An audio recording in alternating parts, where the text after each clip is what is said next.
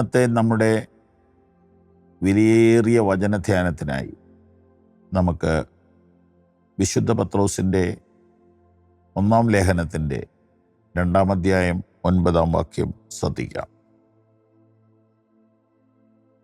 നിങ്ങളോ അന്ധകാരത്തിൽ നിന്ന് തൻ്റെ അത്ഭുത പ്രകാശത്തിലേക്ക് നിങ്ങളെ വിളിച്ചവൻ്റെ സൽഗുണങ്ങളെ ഘോഷിപ്പാൻ തക്കവണ്ണം തിരഞ്ഞെടുക്കപ്പെട്ട ഒരു ജാതിയും രാജകീയ പുരോഹിത വർഗവും വിശുദ്ധ വംശവും സ്വന്തം ജനവും ആകുന്നു. നാം വർണ്ണിക്കേണ്ടവരും ഘോഷിക്കേണ്ടവരുമാണ്. ആകാശം ദൈവത്തിൻ്റെ മഹത്വത്തെ വർണ്ണിച്ചത് ശബ്ദമില്ലാതെയാണ്. എന്നാൽ നമ്മൾ മഹാശബ്ദത്തോടുകൂടി അത് ചെയ്യണം. ഘോഷിക്കണം എന്ന വാക്ക് രാജവിളംബരത്തിൻ്റെ ഒരു ആശയമാണ് നമ്മുടെ ഉള്ളിലേക്ക് തരുന്നത്. ഇന്നത്തെ പോലെയുള്ള സംവിധാനങ്ങൾ അന്നില്ലല്ലോ. ഇന്ന് പത്രസമ്മേളനം നടത്തുകയോ മൻ കി ബാത്ത് നടത്തുകയോ ചെയ്താൽ മതിയായിരുന്നു. പത്രങ്ങളുണ്ട്, ചാനലുണ്ട്, റേഡിയോ ഉണ്ട്. പ്രധാനമന്ത്രിക്കും മുഖ്യമന്ത്രിക്കും ജനത്തോട് പറയാനുള്ളത് പറയാൻ. എന്നാൽ അന്ന് പുരാതന കാലത്ത് രാജവിളംബരം ചെയ്യുന്ന ഉദ്യോഗസ്ഥരുണ്ട്. അവരാണ് അഞ്ചൽക്കാർ എന്ന് പറയുന്നത്. ഒരാൾ ഒരു സ്ഥലത്ത് ചെന്ന് രാജാവ് പറഞ്ഞ കാര്യം വിളിച്ചു പറയും.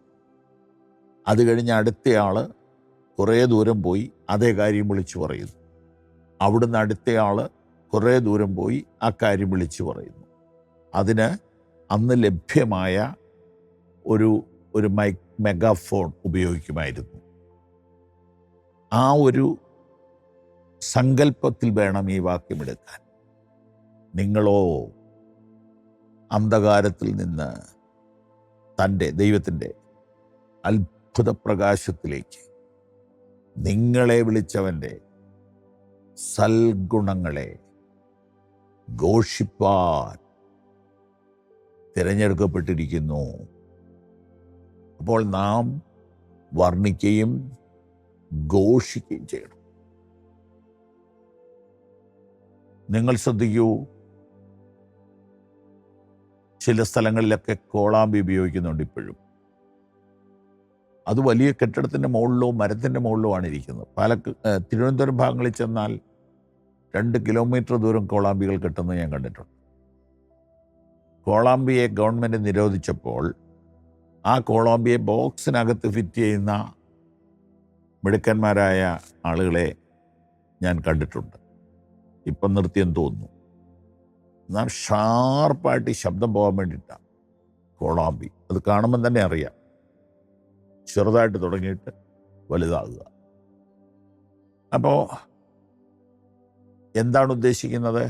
പറയുന്ന കാര്യം പരമാവധി ശബ്ദത്തിൽ, പരമാവധി ദൂരത്തിൽ, പരമാവധി വ്യക്തതയോടെ എത്തിക്കുന്നതിനെയാണ് ഉച്ചഭാഷിണി സഹായിക്കുന്നത്.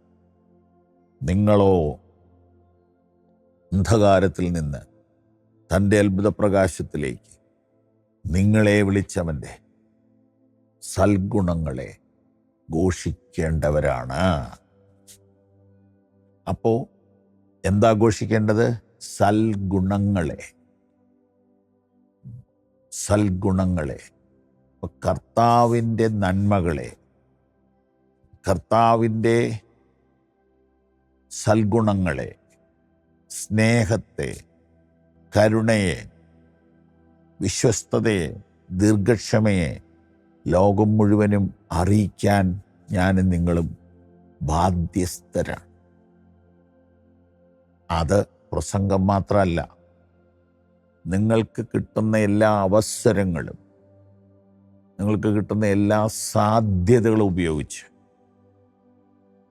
ഈ ആയുസ് തീരുന്നതിന് മുൻപ് പരമാവധി ആളുകളുടെ മുൻപിൽ യേശു നല്ലവൻ എന്ന് പറയുക. God bless you.